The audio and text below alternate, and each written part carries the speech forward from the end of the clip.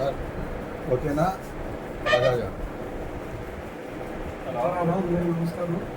ఈరోజు మనం ఈ రాష్ట్ర ఆఫీసులో సమావేశంలో ఉద్దేశం ఏంటంటే మనం మన సంఘాన్ని అంగరావు ఆధ్వర్యంలో నూతనంగా స్థాపించిన తర్వాత రాష్ట్ర వ్యాప్తంగా ఏ విధంగా సంఘాన్ని బలోపేతం చేయాలి, నిర్మాణం ఏ విధంగా ఉండాలనే దాని మీద కాన్సన్ట్రేషన్ చేసి గత 2 నెలలుగా మనం ప్రయత్నం చేస్తున్నాం. అందులో భాగంగా దాదాపు రాష్ట్ర వ్యాప్తంగా ఇప్పుడు 10-15 ఏరియాల సమావేశాలు జరిపి కమిటీలు ఏర్పాటు చేస్తాం. మహిళా కమిటీలు, యూత్ కమిటీలు ఇవన్నీ కూడా చేస్తున్నాం. అట్లాగే నియోజకవర్గ స్థాయిలో కూడా అనేక కమిటీలు ఏర్పాటు చేస్తున్నాం. అయితే ఈ కమిటీలు మన జాతీయ బీసీ సంక్షేమ సంఘాన్ని బలోపేతం చేయాల్సిన ఆవశ్యకత ఏంటి, అంతకుముందు బీసీ సంఘాలు ఏం చేసింది అనేది కూడా మనం కంపేర్ చేసుకోవాల్సిన సందర్భం ఉంది. అంతకుముందు మీరు అందరికీ తెలుసు, ఆర్ కృష్ణయ్య నాయకత్వంలో ఒక సంఘం ఉంది, ఇక్కడ ఇంకో ఆయన నాయకత్వంలో కూడా ఇంకో సంఘం పనిచేస్తుంది. కానీ ఏ సంఘాలు కూడా చిత్తశుద్ధి లేదు, ఆచరణ లేదు, నిర్మాణం లేదు, ఒక డిసిప్లై లేదు, అంత ఇండిసిప్లైన్ వ్యవహారం. ఇక్కడ మన వెంకటరావు యాదవ్ గారు ఇక్కడ ప్రెసిడెంట్గా ఉండగా ఆయన 30 ఏళ్ళ నుంచి నాకు తెలిసి ఉద్యమకారుడిగా ఉన్నాడు. బీసీ ఉద్యమాల్లో పాల్గొన్నాడు, యాదవ్ ఉద్యమాల్లో పాల్గొన్నాడు, అనేక ఉద్యమాల్లో సంఘ సంస్కరణ ఉద్యమాల్లో పాల్గొని ఆయన పనిచేస్తుంటే నిజాయితీగా. అటువంటి ఆయన ప్రెసిడెంట్గా ఉండగా ప్రోటోకాల్ పాటించకుండా ఆయన ఎక్కడి నుంచో తెలంగాణ ఉన్న వాళ్ళు వచ్చి ఆయన ఇక్కడ నిలబెట్టింది మేము ఏపీలో ఆర్ కృష్ణ అనే వ్యక్తి నిలబెట్టింది వెంకటరావు గారి సంఘం. మనం మిగిలిన అన్ని బీసీ కూడా కలిపి ఆయన నిలబెట్టింది, నాయకుడిగా నిలబెట్టింది.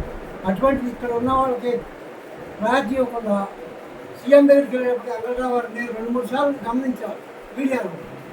సీఎం దగ్గరికి వెళ్ళేటప్పుడు ప్రోటోకాల్ ప్రకారం అయితే ఇక్కడ స్టేట్ ప్రెసిడెంట్ ఉండాలి, ఏపీ సీఎం కలుస్తున్నాడు కాబట్టి అది లేకుండా ఎవరిలో ఒక పోరంబోకం తీసుకునేది ఒక మీడియాలో మాట్లాడుతుంది. 2-3 సార్లు చూసి ఏంటంటే ఇదే సంస్కృతి పద్ధతి కాదు అంటే ఏముండాలన్నా ఆయన ఉండాలని నీకు తెలిసినంత ఆయన తెలియట్లేదు అని చెప్పి చాలాసార్లు బాధపడ్డాడు.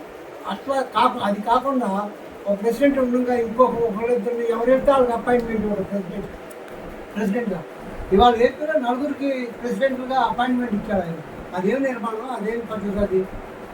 అలా కాకుండా ఇంకా బీసీ సంఘాలు చాలామంది ఈ సంఘాల్లో ఉన్నారు. వాళ్ళ నాయకులతో మాట్లాడి ఏంటి మీ కులం ఎదుర్కొన్న సమస్య ఏంటి, ఈ ప్రాబ్లమ్స్ ఏంటి, మనమంతా కలిసి మన సమస్యల కోసం పనిచేద్దాం, పోరాడదాం అనే సంఘం పెట్టింది.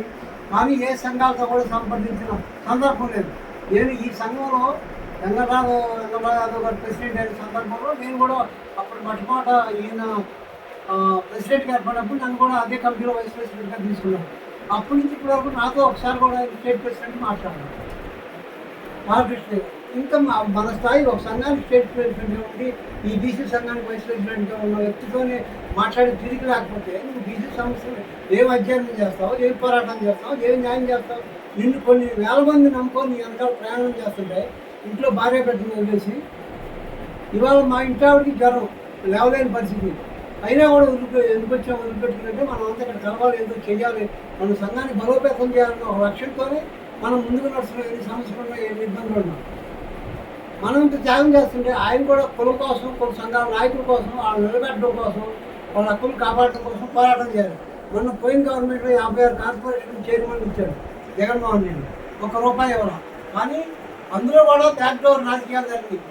ఎవరి సిన్సియర్ పర్సన్కి ఏ 56 కార్పొరేషన్ ఎవరికి చైర్మన్ పదవి ఇవ్వాలి, అంతా బ్యాక్డోర్లో వచ్చిన వాళ్ళకి సూట్కేసు తీసుకుని వాళ్ళకి ఇచ్చేద్దాం. అటువంటిప్పుడు నువ్వు ప్రెసిడెంట్గా, స్టేట్ పీసీ ప్రెసిడెంట్గా నువ్వేం చేయాలి?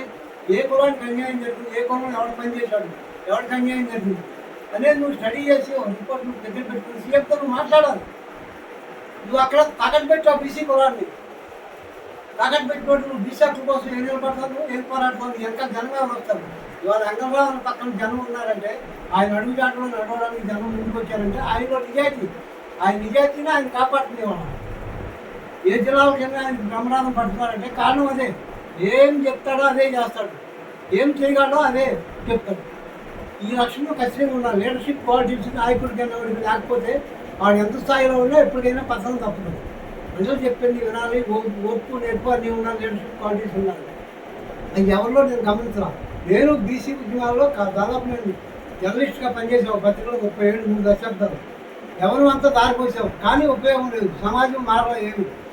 మన కులాలని, మన బీసీ కులాలైనా మనం సంస్కరించుకోవాలనే ఉద్దేశంతో మనం ఈ మార్గాన్ని ఎంచుకున్నాం. ఎంచుకుని అప్పటి నుంచి ఈ ఉద్యమాల కోసం, బీసీ సమస్యల కోసం పనిచేస్తున్నాం. పనిచేసేటప్పుడు మనం ఎంత సమయం వెచ్చించి టైం స్పెండ్ నుంచి పనిచేసేటప్పుడు ఎవరు వెనకాల ఉంటే ఎవరితో కలిసి ప్రయాణం చేసి మనం మార్గాన్ని చేరుకోగలం అనే అవగాహన మనకు ఉండాలి. మనకి సామాజిక అవగాహన మనం కూడా పెంచుకోవాలి. ఇప్పుడు ఇందాక పోలీస్ స్టేషన్కి వెళ్ళాం మేము ఒక విషయం మీద, అక్కడికి ఆ కనీస అవగాహన చట్టాల మీద లేకపోతే వాడు మనతో ఆడుకుంటాడు. ఆ చట్టాల మీద మనకు అవగాహన ఉందంటే వాడు ఉల్లేఖలు పెట్టుకుని జాగ్రత్త ఉంటుంది. అట్లా సమాజంలో ఏ విషయాలు ఏం జరుగుతుందో నిత్యం మనం గమనించాలి, పేపర్లు చదవాలి, మీడియాను గమనిస్తూ ఉండాలి, వాచ్ చేస్తూ ఉండాలి సమాజాన్ని. మనకి ఏం జరుగుతుంది, ఏ ప్రభుత్వం ఏ నిర్ణయం తీసుకుంటే మనకు లాభమా నష్టం లేదు బ్యారీ చేయగలిగినటువంటి కెపాసిటీ మన దగ్గర డెవలప్ చేసుకోవాలి. మనం డెవలప్ చేసుకుంటే అప్పుడు నాయకులు ఎదగలుగుతాం. మనం ఇప్పుడు ఎంఆర్పిఎస్ ఉద్యమం చేసింది, వాళ్ళు సాధించారు. 30 ఏళ్ళ ఉద్యమం సక్సెస్ అయింది. మందకృష్ణ మాదిగా ఆ విధంగా పోరాడాడు. అయితే వాళ్ళలో మనకున్న తేడా ఏంటంటే మనకంటే ఎక్కువ వాళ్ళు సఫర్ అయ్యారు. వాళ్ళు సపరేట్ పీపుల్గా ఉన్నారు కాబట్టి సమాజం నుంచి అరాచకాలు, అవినీతి వీటన్ని ఎదుర్కొన్నారు. దాడులు, దౌర్జన్యాలు, అవమానాలు ఎదుర్కొన్నారు కాబట్టి వాళ్ళు ఒక కసి ఉంది. ఆ కసి వాళ్ళు బీసీ కులాలు మనం కూడా ఎదుర్కొంటున్నాం 10 ఏళ్ళలో. కానీ మన కార్యకర్తల్లో మనం ఆ చైతన్యం ఇంకా పెంచాలి. మనం ఎంఆర్పిఎస్ కార్యకర్తలు ఎవరు కనిపించారు గంటసేపు అనంతరంగా మాట్లాడతారు. ఆ అవగాహన కల్పించారు. మనం కూడా రేపు రాబోయే కాలంలో బీసీ సంఘాల్లో ముఖ్యమైన కార్యకర్తలు ఎవరున్నారో అది కులానికి ఒక 20 మంది కార్యకర్తలు మనం ఎంపిక చేసుకొని అవగాహనలో ఉన్నారు. వాళ్ళందరూ శిక్షా తరగతులు పెట్టాలి.